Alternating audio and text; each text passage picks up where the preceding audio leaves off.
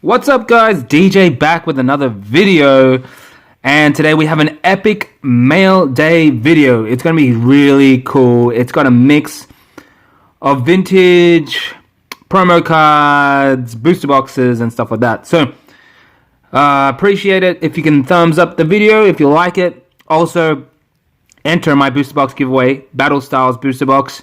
I'm giving one of those bad boys away when we hit 2K subscribers, so feel free to join that.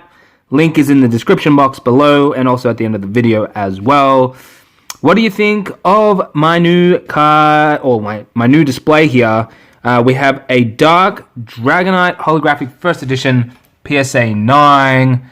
That is replaced the Venusaur that was there. Obviously, Venusaur was probably my best card, my best Pokemon card, and now I was trying to decide which one to put up there, and I decided on this Dark Dragonite instead of the Dark Blastoise, even though they're both pretty really cool. But anyway, let's get into this epic mail day video. Okay, guys, we're starting off with a freebie here. I got this for free. I can't remember who from, but it was from an eBay seller. So there's an Oshawott and there's an Appleton holographic. Yeah. Those were free. It came with this Scyther, or maybe not. I don't even remember because I had a lot of mail. But anyway, you gotta love free cards when you buy from eBay. It typically happens. The sticky tape and stuff was just, I think it had cardboard around it. It's just on the sleeve. But this is a Scyther, non-holographic from Jungle. I needed it to complete my set. I actually needed 3 cards to complete Jungle. And you're gonna see all 3 cards because now my Jungle set is officially complete, which is awesome and makes me really happy to say that. And I will show you, I guess, a binder update when my binders arrive. For the time being, I have sorted them into piles here. So we've got base set. This is all my vintage cards, all sleeved, ready to go in the binder for when they arrive. So I'm excited to fill up that binder and give you an update on how that's going. As you all know, I have a few binder goals. One of them is to complete all the vintage sets. And yeah, just complete it all. I have a promo binder and complete all that as well. So those are my 2 main binder goals. So it's going to be epic, really fun. And this Scyther is one of the final pieces to my Jungle. So I'm really happy to have that. Next, we have a Flareon from Jungle as well, non-holographic, and you'd be surprised how much some of these cards are for non-holo rares. Alright, so back in the day, these cards, I mean, they always had value, but nowhere near the value they have nowadays. That Scyther I was trying to win on auction. It was like starting at $4 or something like that, and it went all the way up to like $30 or something. I just decided to buy it outright, which I did. I paid $15, so I'm quite happy with that. And then I saw one the next day go for like $7, so it's really all over the place. And I guess condition does matter. These are for binders. I'm not really grading them, so I don't really need the best of the best. If I did, then I'd probably grade them myself. So in saying that, this Flareon, I think I paid like $20-ish for it, $22 including postage. This was from Facebook. So, yeah, it's interesting, you know, when I first came in, the holographic cards were about $20. Now they're going for like $50 to $80. It really depends. As I said, the prices really do range on some raw cards. The next one is the last piece to my Jungle, and it is a Pidgeot holographic card. And believe it or not, this was a tough card to find in regards to the price that I wanted to pay. And simply because it's a holo, and as I said, some of the holos are like, they're trying to sell it for like $100, $120. I bought this holo outright for $30. I had a few watched on eBay. I was watching them, and they were all under 30-ish. By the end of the auction, it ended up like $50. So that's kind of crazy. And I bought this just after the Logan Paul break, so it's quite funny though. So this holographic was, I guess, the hardest holographic to find in a price that I wanted to pay for in Jungle. And you know, I'm happy. Jungle's complete. That is one set, one Wizards of the Coast set that I don't need to work on anymore. But next, we have promo cards that I just bought. Okay, we're going to start off with this Dialga level 68 Diamond and Pearl promo 26 Black Star promo. And if you missed out on my video on the Black Star promo binders, I am trying to complete all of them. Every single Black Star promo English version, not the Japanese one, but really cool. I'll be showing every now and again certain promos that I buy, you know, just keeping you guys updated on what promos I'm buying. But obviously I am buying all of them, so you're going to see all of them eventually. Next up, we have a ZARD EX, and I bought this all from the same seller, not that Dialga, but the ones coming up. This is from XY series 151, played-ish condition. I think it was like $2 or $3 card, not bad. And then we got a Melmetal GX from Sun and Moon 178. I remember seeing this box at, you know, Target, Kmart, Big W kind of stuff. Those are Aussie retailers, but yeah, I never bought the box, so I never got the promo card. So there it is, there's that. And then we have a Gallade from XY45 promo card. The XY boxes, I just wouldn't really bother buying anymore, so it's just easier to buy this as a single. And, you know, this is like a $2 or $3 card in Australia, so yeah, I mean, you're not paying for the box price, which is like $20 to $30, maybe even more in this day and age because of the market and all that. But back then, if I was to get it, it was like $20 to $30 box, and yeah, $2 to $3 promo, so that's all right. Evitel EX, similar deal, I think $3 as well. XY008, so one of the early XY promos.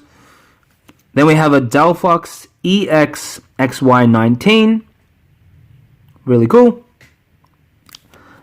Xerneas EX from XY07, and I think you've got to be a little careful with the XY era promos, simply because if you just look at it, they're some of them can look really fake, and it's easy to mistake that through some pictures, but these ones are obviously real. I looked at them after and all that stuff, so and the seller had 100% feedback and all that, you know, jazz. So yeah, I'm quite happy with this deal. You know, they were like $2 to $3 cards, which is fine by me, and that's something obtainable. You know, Black Star promos can be attainable.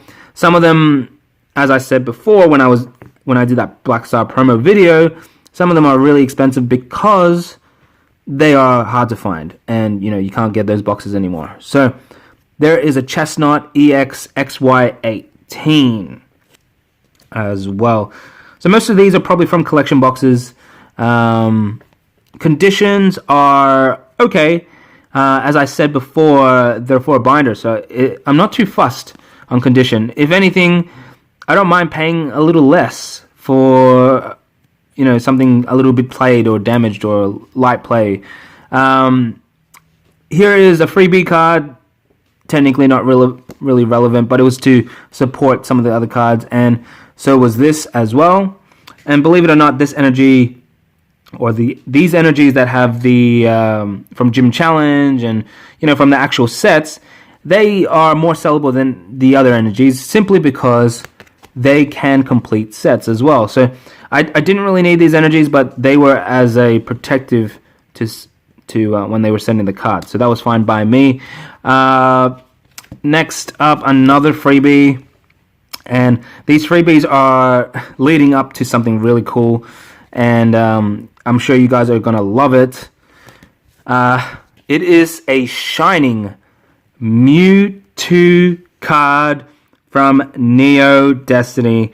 And as I was saying before about conditions and all that, this one's not the best condition. It's a little beat up, but I wasn't going to pay premium prices for a card like this because, you know, a card like this people would naturally grade. But I think the person selling this probably didn't want to. It's bent up. It's probably a PSA 1. If you look at condition on the back, there's obvious, you know, wear and tear there. It is an old card, but the shinings are rare, guys. It is super duper rare. This is a secret rare, 109 out of 105. And if you can see in the bottom, 3-star rarity. Some would say that it is a, I guess, 100. How many would I say? The pull rates for a shining Mewtwo is about 1 in 72 packs. All right, correct me if I'm wrong, but for the shining cards from Neo sets, they're 1 in 72 packs. A booster pack for Neo Destiny is like what, $1,000 ish. All right, they're all pushing for that price ish now, and 72 packs to pull like a really mint copy of this is like what, $72,000. That's something I ain't gonna pay. I ain't gonna pay that. But yeah, I guess you can buy a minter version of this for maybe $1,000. Let's pull it out of the sleeve. But yeah, this is strictly for binder purposes. I am not grading it, and I can be a bit rough with it. And you can obviously tell that it's been played and all that. But yeah, I don't mind. Believe it or not, this card I paid $250 for it. It was part of the money I used from the Venusaur sale, and I picked up a few things from that sale as well. So it will be the next thing that I show on the channel, or even in this video. Sorry. So stay tuned. It's going to be a big one. Probably the one that you're going to be looking for in this video. But yeah, really cool card, and happy to have a shining in for my binder. And obviously I'm trying to complete all the Wizards of the Coast sets, like I said before, so this is a crucial part, and I thought I'd try to knock out the shinings before they shoot up in price, which they've been up and down, but at the moment they're on the low side of things. So I'm happy to pick them up and complete these sets. But next up, let's take a look at a booster box. Change things up a bit. Alright guys, so this I got from Game Trade. Fair price, fair packaging, came super duper quick. And as you all know, I do Dragon Ball Super as well. So here it is. This is the latest booster box that Dragon Ball Super has to offer. Battle Evolution booster box. Super duper cool. I will have a chat about this booster box maybe before or after this video. I don't really remember. But I guess the prediction for this box, there was like a secret SCR nobody knew about until last minute. People were buying the boxes because they weren't sure. And I think the SCR, the secret rare in this box, kind of upsetted some people. And for some people, they didn't mind it, they liked it. And I'll probably make a whole video on that because it's actually really relatable to the waifu cards in Pokemon. And some people like that and some people don't. But here it is. This is a nice booster box to have artwork wise. If you're a booster box collector, you just got to collect all of them anyway. So even if it's a good booster box or not, why not? So I paid $160 for this. I think $150, $160 posted. So yeah, let me know what you think of it. It's really cool. I guess this is got a lot of reprints in it, like a lot of reprinted cards. But nevertheless, I had to get it for the booster box collection. So there is the booster box for the day. The final piece of this video is an epic one, and I think I've showed some people because I'm just too excited. And it is this shining Charizard. Whoop whoop woo! Wow. And you know what? Yeah, I just can't believe I bought this. I was going to show all the shining cards that I bought. I was going to buy all of them before I made this video, but I was just way too excited. I needed to show this, and I thought I'd get the biggest hitter out of the way and pay the big bucks. So, as you can tell, bit of, slight wear and stuff, but this is a card for the binder as well. It just came in this whole, I guess, very similar to a PSA case with no grade, but really cool. I will take it out eventually, I think, to put in the binder, but yeah, this is an old, I don't know what to say about it. Like, this is probably the most expensive card that I've purchased as in raw. I paid $800 Australian for this card. And as I was saying before, shining cards, triple rarity. Yeah, I don't know. I don't really know what else to say about it, really. Like, it speaks for itself. Shining Charizard.